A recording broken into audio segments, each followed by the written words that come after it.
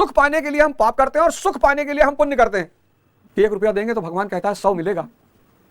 भैया अल्लाह जो है ना 10 रुपये का 1000 रुपया देता है। स्कीम चला रहा है, म्यूचुअल फंड है, ये शेयर लिए हो जन्नत स्टॉक एक्सचेंज और स्वर्ग स्टॉक एक्सचेंज से।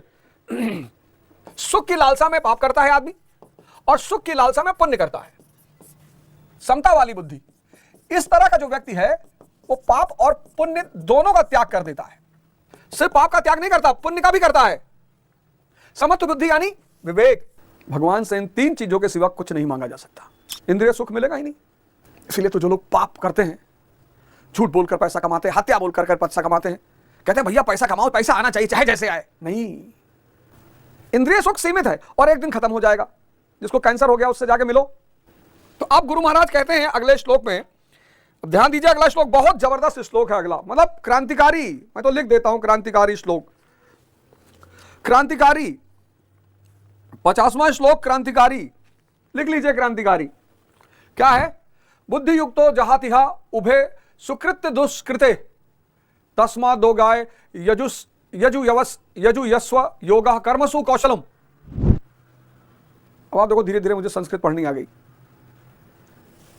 अब धीरे धीरे मुझे संस्कृत, तो मैं संस्कृत का अध्ययन भी कर रहा हूं, उसका कोर्स भी मैंने ज्वाइन कर लिया है, तो संस्कृत पढ़ रहा हूं। समत्व बुद्ध युक्त पुरुष पुण्य पाप दोनों के हुई इस लोक में त्याग देता। समत्व बुद्धि, पहला वर्ड इसी को पकड़ना है। कौन सी बुद्धि? समत्व बुद्धि। समत्व, समता वाली बुद्धि। इस तरह का जो व्यक्ति है वो पाप और पुण्य दोनों का त्याग कर देता है। कितना बड़ा सूत्र है। सिर्फ पाप का त्याग नहीं करता, पुण्य का भी करता है। समत्व बुद्धि यानी विवेक। अब देखो विवेक और बुद्धि में क्या फर्क है। अब देखो फर्क क्या है। बुद्धि तुम्हें क्या कहेगी? बल बुद्धि विद्या देहु मोहि हरहु कलेश विकार। साहस दो, साहस। विद्या, विवेक, बुद्धि। भगवान से इन 3 चीजों के सिवा कुछ नहीं मांगा जा सकता। अब विवेक क्या काम करेगा? ये रोशनी है, ये रोशनी है। विवेक यानी रोशनी। इसीलिए सारे धर्मों ने ज्ञान को रोशनी कहा। ये क्या कहेगा? ये तुम्हें दिखाएगा कि बीमार व्यक्ति इंद्रिय खत्म, बुजुर्ग इंद्रिय खत्म, मृत इंद्रिय खत्म, मृत इंद्रिय खत्म, इंद्रिय खत्म, इंद्रिय खत्म, इंद्रिय खत्म। इंद्रिय सुख मिलेगा ही नहीं।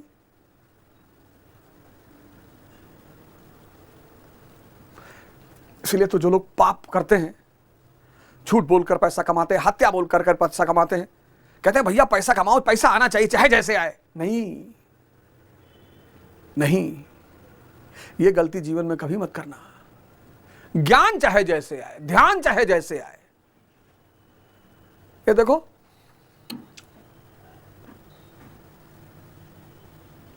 जब इंद्रिय सुख सीमित है, खत्म हो जाएगा। देखो सीमित है और एक दिन खत्म हो जाएगा।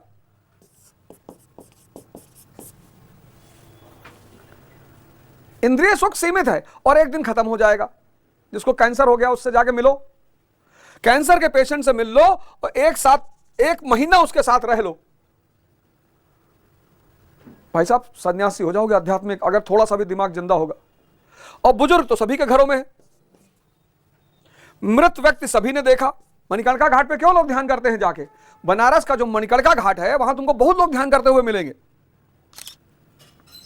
क्योंकि शमशान में समझ में आता है कि अब मौत सारे सुख छीन लेती है।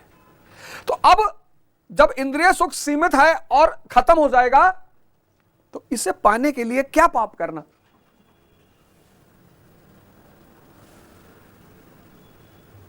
सुख पाने के लिए हम पाप करते हैं और सुख पाने के लिए हम पुण्य करते हैं। कि 1 रुपया देंगे तो भगवान कहता है 100 मिलेगा। भैया अल्लाह जो है ना 10 रुपये का 1000 रुपया देता है। स्कीम चला रहा है, म्यूचुअल फंड है, ये शेयर लिए हो जन्नत स्टॉक एक्सचेंज और स्वर्ग स्टॉक एक्सचेंज से।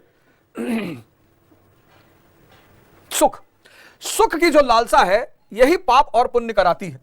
सुख, सुख की लालसा में पाप करता है आदमी और सुख की लालसा में पुण्य करता है।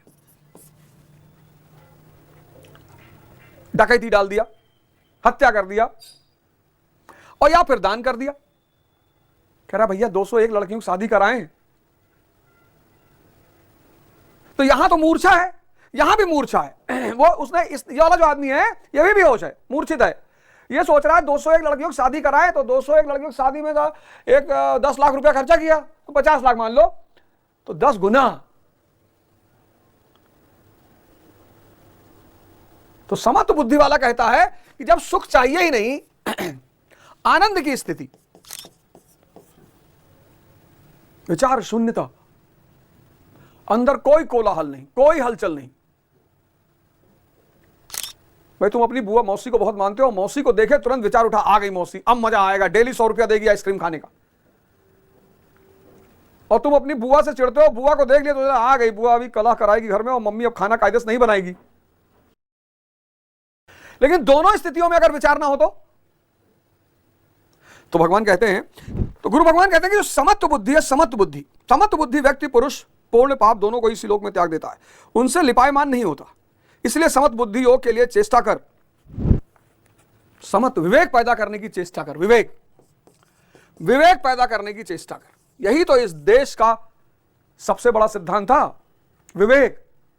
चाणक्य, सुश्रुत, डॉक्टर अंबेडकर सब विवेकशील व्यक्ति हैं। कि हमको क्लास के बाहर बैठा हो कोई बात नहीं, अहम वाला आदमी होता नहीं बैठेगा। डॉक्टर अंबेडकर के पास एक बहुत विशाल विवेक है, बैठा हो क्लास के बाहर, हमें तो पढ़ना है, ठीक है पानी मत पीने दो, हमें तो पढ़ना है, ये विवेक का काम है। अहम होता तो अरे कहता बाहर में जाए पढ़ाई, भैया हम अपने घरे अपन काम कर ले, हम स्कूल ना आए। जिसकी बेइज्जती करोगे वो उस जगह पे नहीं जाएगा, सूत्र है ये। और जो विवेकशील आदमी जानता है कि इस जगह पे फायदा है, वो बेइज्जती भी सह लेगा।